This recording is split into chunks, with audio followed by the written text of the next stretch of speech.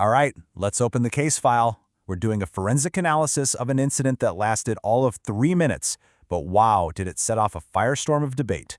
Our subject is the White House Correspondents' Dinner back on April 25th, 2026. Time to examine the evidence. So, this is the central question we have to get to the bottom of. You've got two completely conflicting stories. On one hand, you have the official reports. You have eyewitnesses, all pointing to a very real and very nearly successful attack. But on the other hand, you have this massive online counter-narrative that insists the whole thing was a sham. Our job here, as analysts, is just to follow the evidence. Simple as that. So here's our game plan. First, we're going to establish the official, undisputed timeline. Then we'll dig into how that staged story popped up. After that, we get to the fun part, the forensic analysis of the actual physical evidence. We'll cross-check all those viral claims against the facts, and then, finally, we'll deliver our verdict. Let's get into it. Look, in any investigation, you have to start here. You need a clear, non-negotiable timeline of events. Before we dive into any theories or speculation, we have to ground ourselves in the facts. What do we know for sure happened, and when did it happen? Okay, check this out. The entire incident, start to finish, was over in 3 minutes. At 8:36 p.m., the suspect, a guy named Cole Allen, makes a move on the Secret Service checkpoint. Shots are fired. An agent gets hit, but thankfully his body armor does its job. By 8:39, it's all over. Allen is on the ground, disarmed, and the president is on his way to a secure location. I mean, the speed with which they neutralize that threat is pretty remarkable.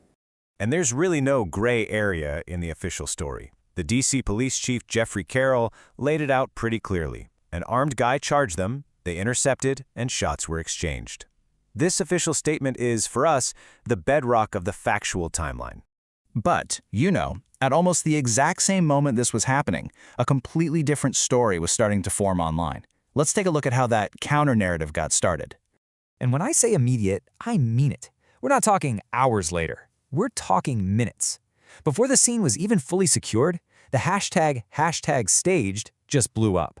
Suddenly you had two realities. The physical evidence being collected at the scene, and this viral narrative that was spreading like wildfire online. So now, let's get to the core of our analysis. Let's set aside all the online chatter for a minute and do what we're here to do. Look at the hard, physical evidence from the scene. This is where we cut through the noise. And from a forensic perspective, the evidence from the scene is, well, it's definitive. The FBI didn't find blanks, they collected real shell casings and live ammunition. We have the agent's body armor with clear impact damage from a shotgun blast. Audio analysis confirms the sound was real gunfire. And on top of all that, they found a manifesto on the suspect that details his motives. These are all the hallmarks of a real violent attack. The visual evidence absolutely backs this up too. Just look at this press photo here. Look at this agent's posture, his focus. Every part of his reaction screams live threat, not staged performance. Every single photo from the scene tells the same story of a real, unscripted crisis. And here's what's really crucial from a security standpoint. What happened lines up perfectly with Secret Service defensive doctrine. Think of it like layers of an onion. The plan is to stop a threat at the outermost layer.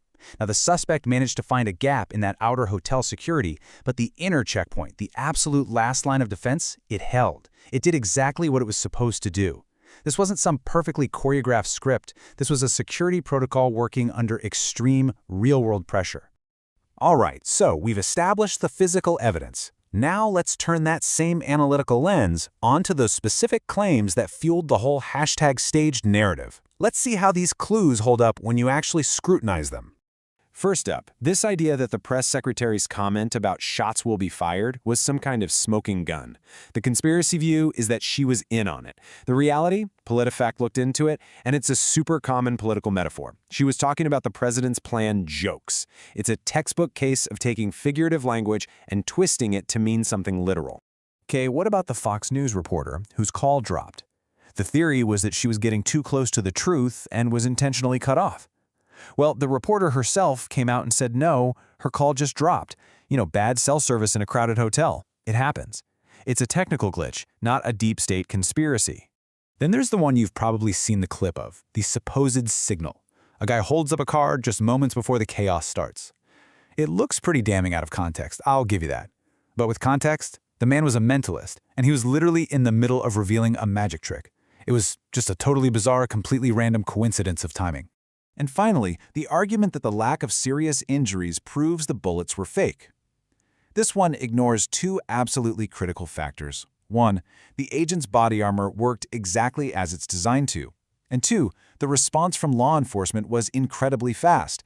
They took the suspect down before he could do more harm. That outcome doesn't point to a hoax, it points to a security plan that, in that moment, actually worked.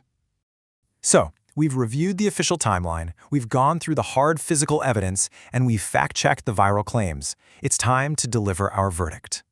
When you lay it all out like this, side by side, a very clear pattern emerges, doesn't it?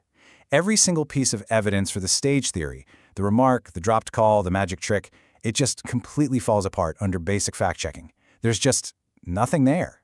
The plausibility for all of these is incredibly low. So our forensic review concludes with this. The weight of the evidence is just overwhelming. It all points to a genuine, thwarted attack.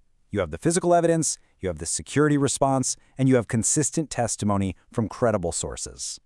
The viral narrative, on the other hand, is built on a foundation of misinterpretation and just plain coincidence.